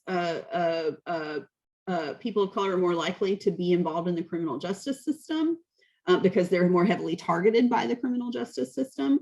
Right. So this is part of one of the systems that feeds disparities into homelessness. We also know that historically the exit plan from jails and prisons was dropping people off at a homeless shelter. Right. So there's been a lot of not great practices for reentry folks. And that has changed a lot in the past few years, where people see kind of those intersections and work to address it. The best practice on this is actually Steve, who is our VP, and when I used to be on the policy team, he was my boss at the Alliance, told me a long time ago, like, it's really bad policy when one system pays for something and another system benefits from it. So one thing that happens when people who are experiencing homelessness who have criminal histories get into housing is they have lower recidivation rates, right? Recidivism is the word. So lower recidivism benefits the criminal justice system, right? Like, that's one of the goals of the criminal justice system, but the homelessness system ends up paying for it. So there's been a lot of movement now within the reentry community, reentry advocacy community, to focus on housing. People who leave jails and prisons have poor housing outcomes, and those who become homeless are more likely to recidivate. Right. So it benefits the criminal justice system to focus on housing and housing stability. It has the extra benefit of having a racially equitable impact because of that historical targeting of communities of color. Christina, do you want to talk a little bit about some of the stuff that's happening in LA? It's one of the best, like, cross-system funding models that I've seen. Yeah, absolutely. I mean, there's a lot going on in LA. That there, I think recently Measure J passed, which is about sort of setting a set percentage of the county's budget to go towards criminal justice reform, and housing is a big chunk of that. So a certain amount of those dollars needs to go to housing for people who are exiting the criminal justice system. And so I think that is just a really good example of, and Mindy touched on this earlier with the pie charts, right? About budgeting with our values. There's a state bill that has turned into what we call a 2-year bill. So it won't be, there won't be a yay or nay vote on it this legislative season, but the bill authors will pick it back up next year.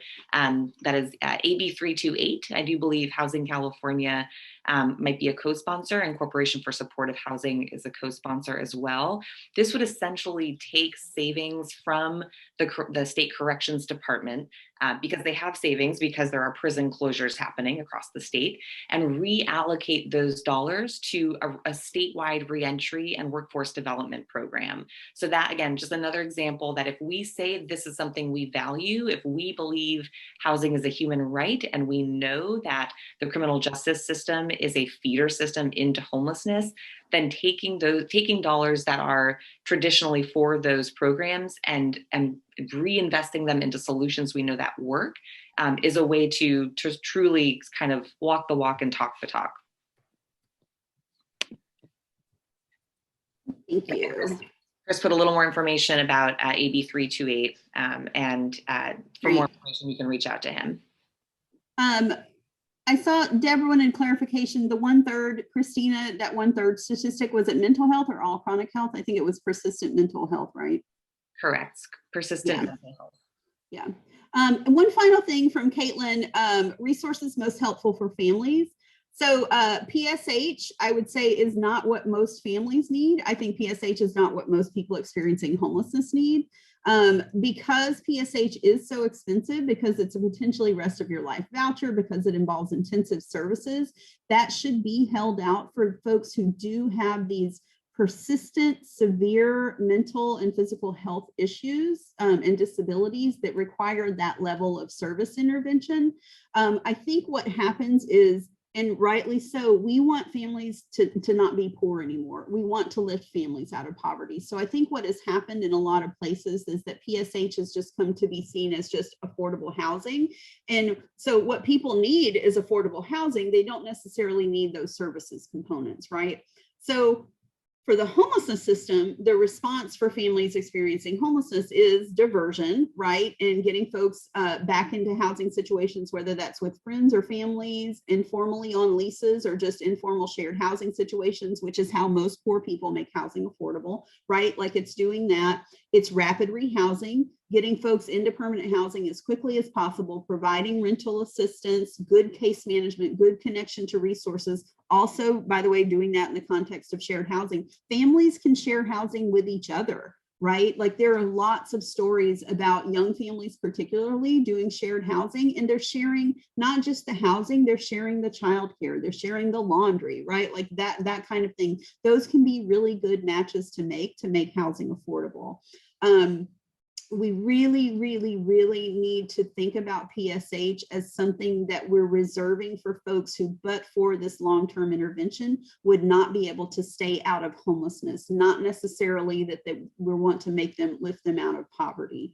There are mainstream housing vouchers that would lift folks out of poverty, that would provide permanently affordable housing. That is the mainstream housing system. That is not the homelessness system. Right? And those are advocacy efforts that we can make. You know, the thing about that pie chart, the tiny little bit of it that's about housing, it's such a tiny bit about homelessness, but it's also a tiny bit about federal housing resources. Only 1 in 4 families whose income eligible receives federal housing assistance because it's not funded at that level. There are efforts now, especially because of the pandemic, to increase that, and we should all be involved in that advocacy. But so that's my little spiel on families. Thank you, everybody. We're a little over time. I really enjoyed it. So proud of all the great work you guys are doing in California.